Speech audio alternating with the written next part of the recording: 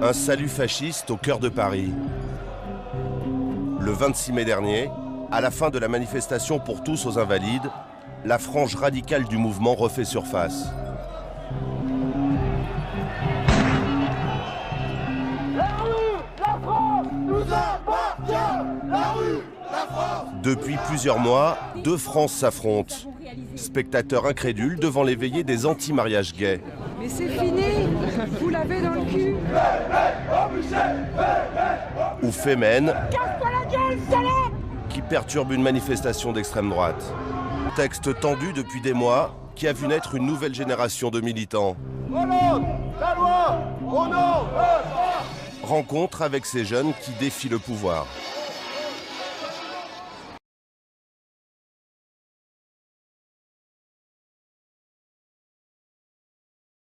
Nous sommes avec des militants de Civitas, une organisation catholique traditionnaliste farouchement opposée au mariage pour tous. Louis-Marie, étudiant de 22 ans, s'est impliqué dans le mouvement depuis novembre dernier et rapidement en est devenu un des leaders. C'est quoi la moyenne d'âge aujourd'hui là? La moyenne d'âge écoutez, on va pas la calculer, mais je pense qu'elle est près des 19 ans. 19-20 maximum. C'est pas l'image qu'on a traditionnellement de ce type de mouvement? Non, c'est sûr, hein, pourtant c'est bien là c'est l'image vraie, l'image réelle de ce genre de mouvement.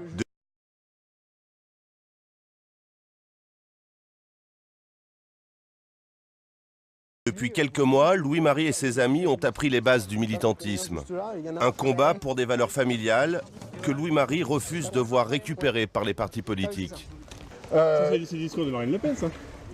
C'est le discours de Marine Le Pen si vous voulez, mais en tout cas c'est un discours de bon sens. Ça fait vraiment plaisir de voir une jeunesse qui n'a plus peur, qui n'a pas peur d'affirmer ses convictions. C'est vraiment... C'est la droite décomplexée? C'est la droite...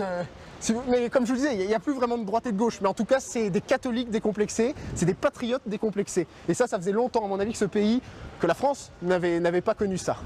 Des patriotes catholiques décomplexés. Voilà comment je les définirais, voilà comment je nous définirais.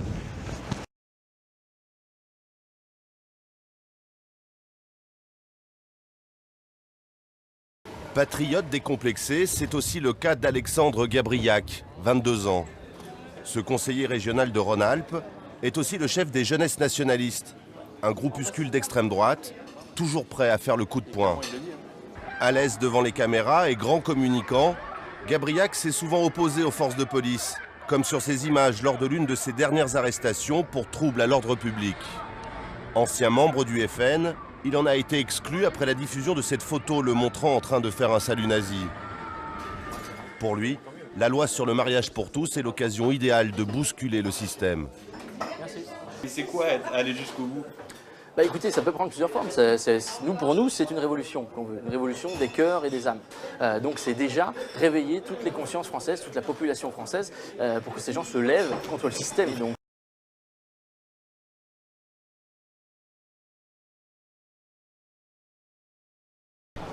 quant à la cohabitation avec les plus ultras, comme Gabriac et d'autres partisans de l'œuvre française, organisation politique antisémite et pétainiste, pour Louis-Marie, ce n'est pas un problème.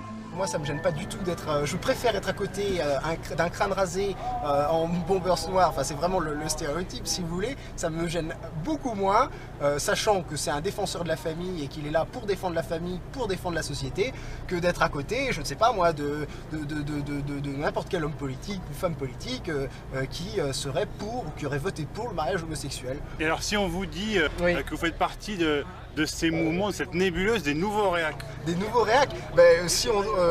en tout cas, c'est sûr qu'on n'est pas ancien, on est nouveau, on est jeune, j'ai 22 ans. Donc nouveau, ça je pense que c'est certain, il y a une dynamique qui est en train de se créer, je pense qu'elle n'est pas finie. Après, réac, si c'est réac au gouvernement socialiste, réac à François Hollande, ça, il n'y a aucun doute.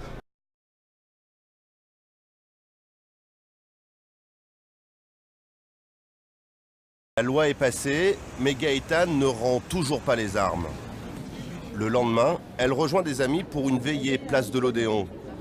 Depuis novembre dernier, les opposants au mariage pour tous et à l'adoption pour les couples homosexuels ont multiplié ces manifestations pacifiques. Alors à force, Gaëtane est presque devenue une veilleuse professionnelle.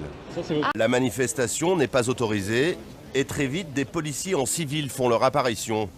De quoi agacer certains veilleurs. Faut pas être déguisé, faut être en prière. Faut pas vous plombier les gars. Faut pas vous plombier, faut prier. Priez, priez. Homophobe!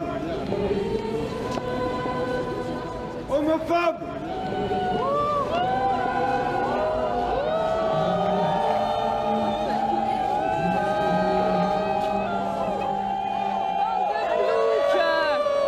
Là, ça m'a fait mal quand j'ai entendu ça.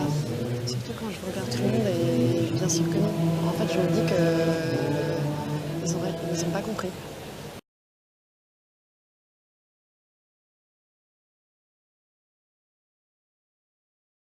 Paris le 26 mai, jour J pour les opposants à la loi Taubira. Parmi les manifestants, Gaëtan, Louis-Marie et Alexandre Gabriac sont là.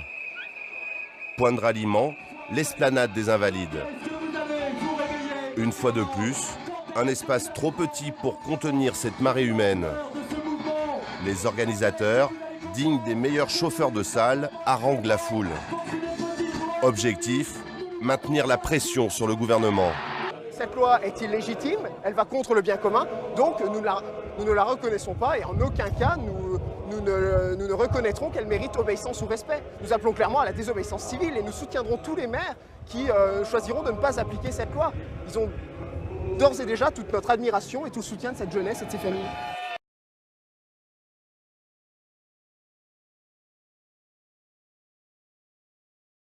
Arrive, le mouvement fait trembler la droite et sème la zizanie. Entre tentatives de récupération par l'UMP et pommes de discorde au sein même du Front National. Les anti-mariages gays sont devenus une force qui compte, à tel point que certaines figures ont évoqué la constitution de listes municipales pour le scrutin prévu au printemps 2014. De quoi maintenir les nouvelles troupes sur le pied de guerre.